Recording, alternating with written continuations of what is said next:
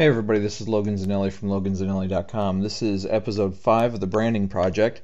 And if you haven't seen any of the previous episodes, down below you'll find some links where you can check those out, and I certainly recommend that you do that so you can keep up with where we're at in this project. Today we're going to be talking about, well, this is actually the first time we're talking about actually creating the look, which is involving the branding visuals and developing the style for this project. Now, if you remember back, last video, or actually the video before that, I talked about how the name of this project was changing, how originally we were calling this project Startup Brigade, and that back in episode 1 of this project I talked a little bit about the reasons for that and some of the ideas and the processes I went through coming up with the name.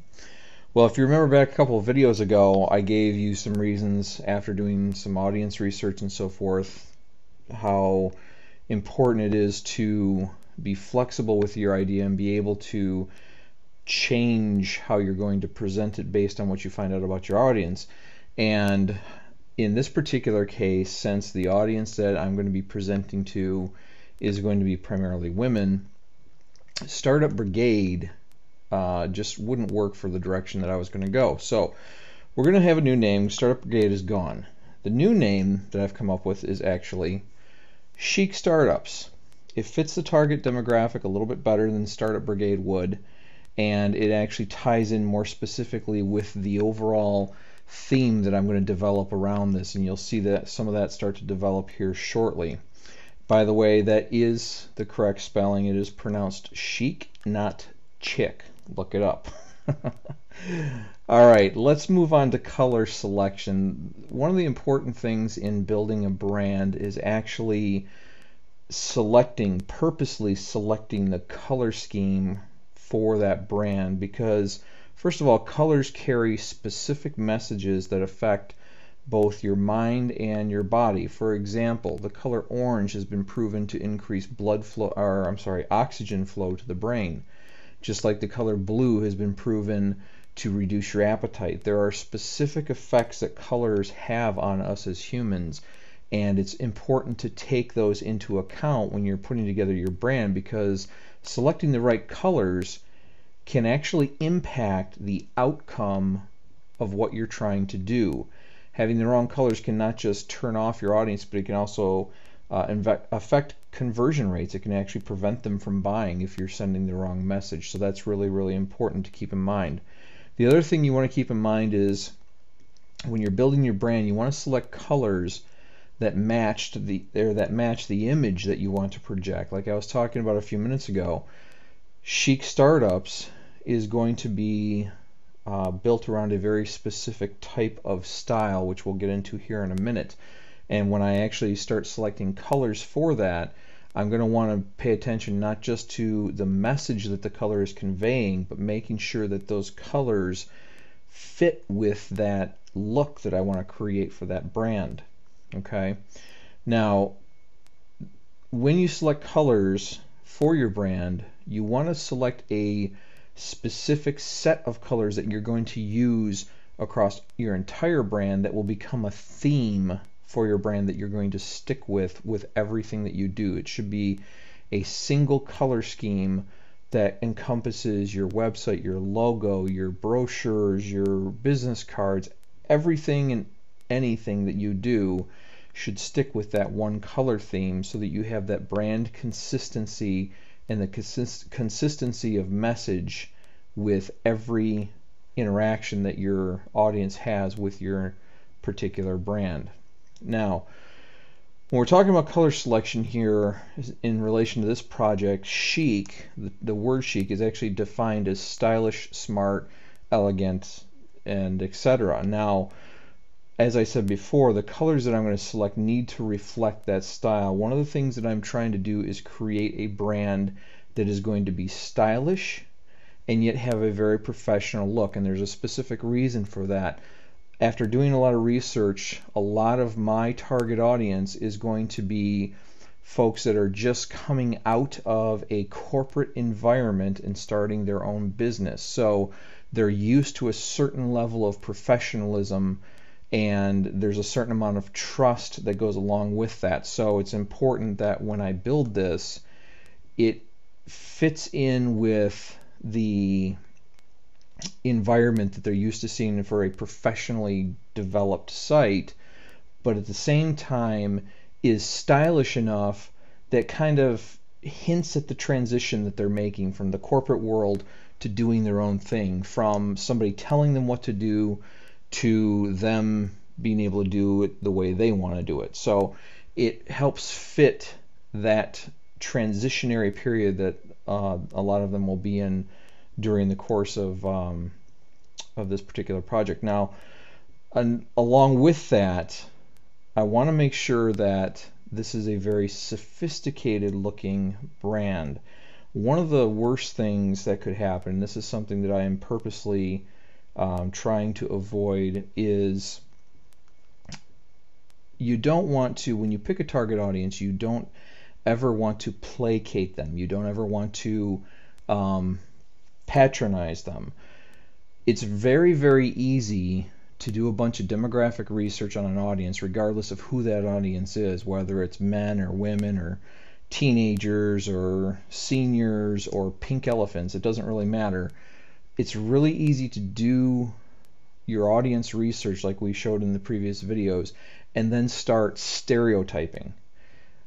Once you start doing that, you're in some dangerous ground, because when you start stereotyping too much, what ends up happening is you start getting pushback from your audience because they actually start to feel that stereotype. This is going to be a very critical thing in this particular site. Since my target audience is primarily women, there's going to be a higher sensitivity in some cases to perceived stereotyping on my part. So it's really important to me to make sure that I don't do anything to cross that boundary, so to speak. It's certainly not my intent to do any of that type of stereotyping or placating or anything like that, because what I'm trying to do is actually provide information that will help them further what they're trying to do. So regardless of who your audience is, you want to make sure that you are approaching it with a somewhat respectful mindset of, these are people. They're not a stereotype. They're individual people. And you want to narrow your audience down to profiling a specific person, so that when you're writing or whenever you're putting together content, you're speaking to that person that you've profiled. And we'll get into that in another video. Now, when I'm building this thing, I want to make sure that whatever color selection I come up with is going to be trendy, which gives the feel that I'm on the cutting edge of what's going on and I'm up to date with things and that kind of a thing. But I want to be careful not to select colors that are so trendy that they're like fad-ish and they're going to lose their appeal over time. You probably all remember back in the 1990s, the hot color scheme was purple and teal.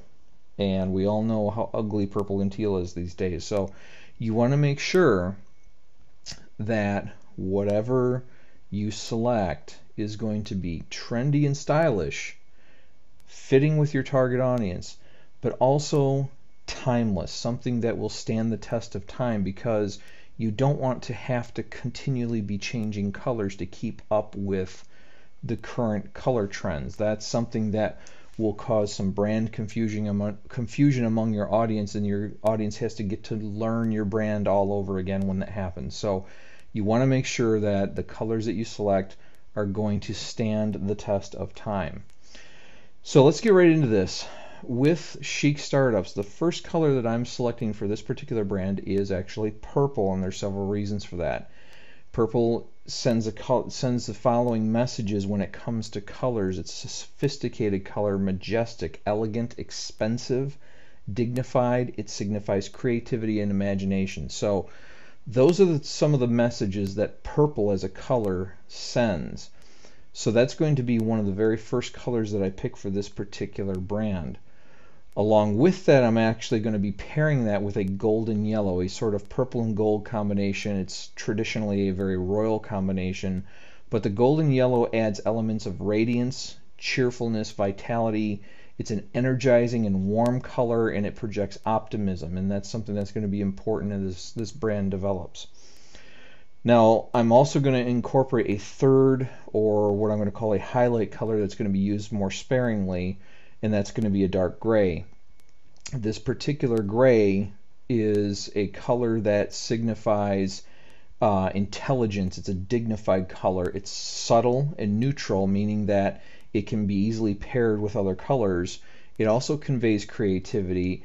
It's also, however, indicates high tech and efficiency, and that's something that helps lend itself toward that cutting edge feeling that I had described a few minutes ago. So when you look at these all together, the color palette for this particular brand for Chic Startups is going to be what you see right here. And this actually gives us a chic color scheme with a sort of little bit of a Tuscany kind of feel to it, and used correctly, it'll end up developing itself into a style that is elegant, trendy, and yet still professional. So that exactly hits the target that I was trying to nail when we talked a little bit earlier about what the goals were for this particular color selection. So I think we hit that pretty closely. Now I can already hear some of you saying, but wait a second here, what if I'm not any good at matching colors? Well, how am I going to do what you just did? It's fine for you, Logan, because you do this every day, but I'm not that great at this. How am I going to do this for my own brand? Well, thankfully, there are some very cool tools out there that will help you do exactly this. One of them is a website. It's Kuler, and it's actually put out there by Adobe. It's kuler.adobe.com. This is a screenshot of the homepage for it, and you can see there are different color combinations there. You can actually do searches for different keywords, and it will bring up recommended or user-created color schemes that you can pick from. So that's a good starting point for you. Another good resource to have, or a good starting point, is the book Complete Color Index by Jim Krause. This book is actually a swatch book. It's full of different color combination swatches that span the gamut of everything from rich colors to traditional colors to historic colors to colors that were used by some of the master painters in the world. So you can actually get some inspiration from some of that as well.